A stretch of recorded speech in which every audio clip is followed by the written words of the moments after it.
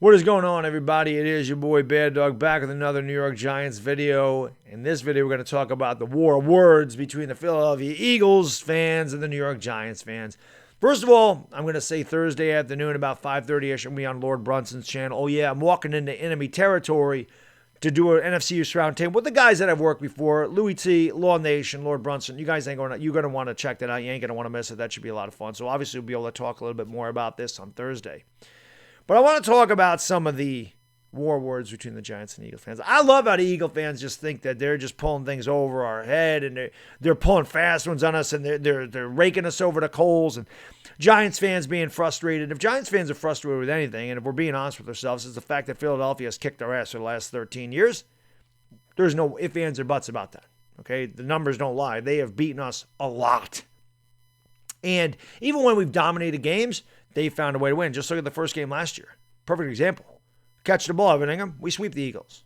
Catch the ball. That's all you got to do. Ball's right there. Drops it. We end up losing. That's the type of thing that's happened.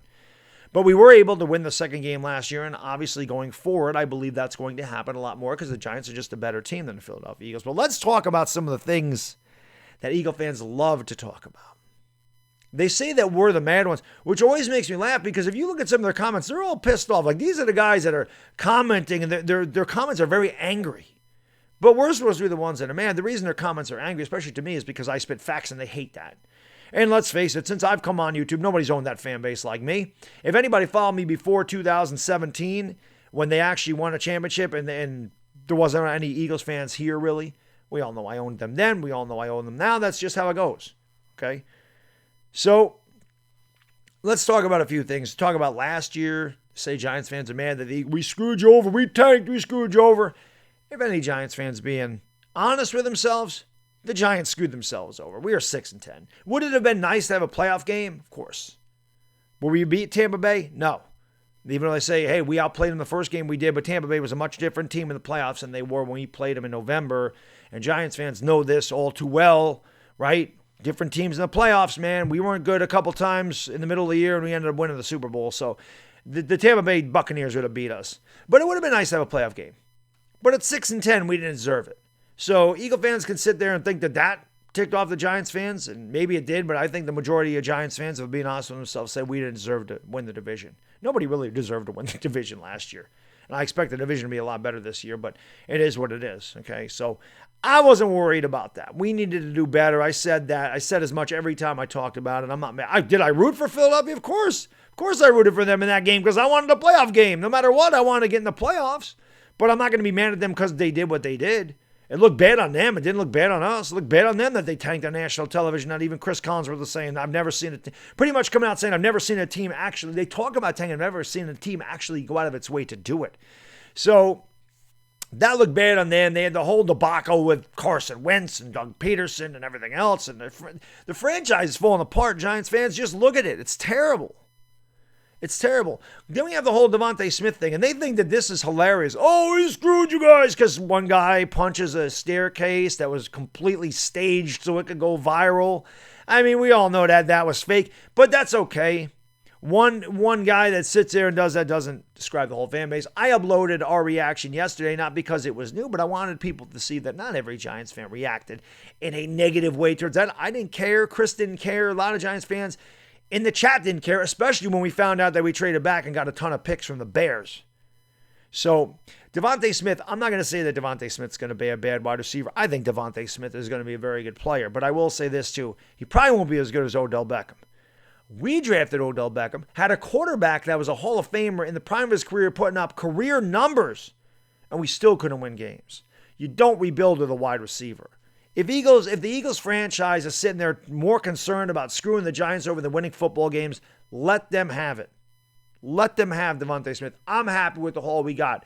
Would I have wanted Devontae Smith if he was there at 11? Sure.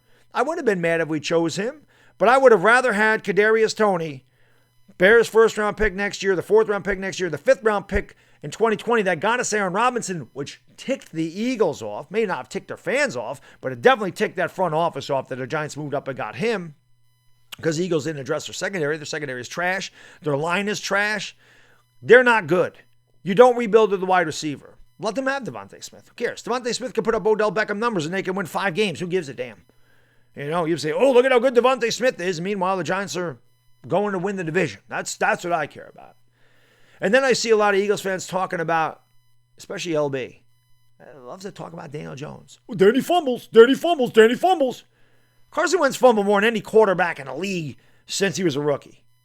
They never talk about Carson. It's not Carson fumbles, just Danny fumbles and Danny fumbles. Carson Wentz fumbled more than anybody. And then you got Jalen Hurts. Jalen Hurts started 4 games and fumbled 9 times. And there's Eagles fans like, oh, he played in 15 games. I don't care how many games he came in and took a snap or threw 1 pass or had 2 rushing attempts. We'll put it to you this way. Daniel Jones had 1 fumble every 40 pass attempts. Jalen Hurts had 1 fumble for every 16 and a half pass attempts. Over the course of a year, how many fumbles is that? 40? A lot of fumbling from Jalen Hurts. A lot of fumbling. And they'll sit there and they'll talk about Daniel Jones and how bad Daniel Jones is. He's a turnover machine, this and that. And you know why they do that? You know why they deflect? Because no matter how good Daniel Jones is, it will not change the fact that Jalen Hurts stinks. It will not change that fact. So there's these people out there that want to always cast negativity towards you. They always want to project their negative life on you because it makes them feel better about their own situation. That's how they cope with it. This is how Eagles fans are coping with the fact that they know damn well Jalen Hurts sucks and that he will not be any good. So they want to just talk about Daniel Jones. And like I said, no matter what Daniel Jones does, it ain't going to change what Jalen Hurts does. It will not. I know that there's very few Eagle fans out there that are Sooner fans. I'm an Oklahoma Sooner fan. There's probably not many Giants fans out there that are Sooner fans either, but I'm a Sooners fan, and I watch Jalen Hurts play every game in Oklahoma, and I was never sold on Jalen Hurts. And you can ask anybody that knows me. It has nothing to do with him being a Philadelphia Eagle. He's not a good quarterback. He's not a starting quarterback. And even when he was rated at the prospect ratings, not that they mean anything by NFL.com, but he was rated as a guy that would be a good backup and maybe a starter someday. That is where his rating was. His rating was actually lower than Daniel Jones. Okay, not that that matters because again, NFL can rate their guys whatever they want. That doesn't mean anything on the field of play, but it is what it is. Jalen Hurts isn't any good, and Eagle fans know this, so they want to consistently bash Daniel Jones and everything that Daniel Jones has done. Look, you want to talk about the fact he hasn't thrown a touchdown in 7 games. Like I said, we'll talk about this more on Thursday. But no matter what the Giants do, it's not going to change the Eagles situation. Eagles fans were frustrated with the fact that the New York Giants went out there and signed a guy like Kenny Golladay. They got their number 1 receiver. They signed Adoree Jackson. They got their number 2, cornerback. And Eagles fans are like, oh, they're injured, but you overpaid them. But we all know if the Eagles were to sign those guys, the Eagles fans would be talking about how they're going to be perennial all-pros. And we all know damn well that every Eagles fan sits there and talks about how every free agent and every trade guy is going to be an Eagle. And none of them rarely are. Rarely does that actually happen, where the Giants did talk about it and the Giants were about it and the Giants got their guys in here.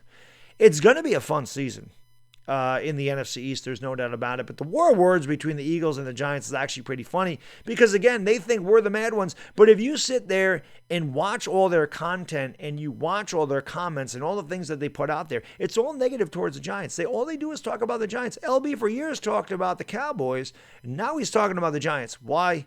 Because deep down inside, Eagle fans know damn well the Giants are moving in the right direction. And Eagle fans know damn well the Giants are going to be one hell of a team to contend with over the next few years. They don't like that, but that's how it is. Bad diggity dizzle, I'm out. Peace!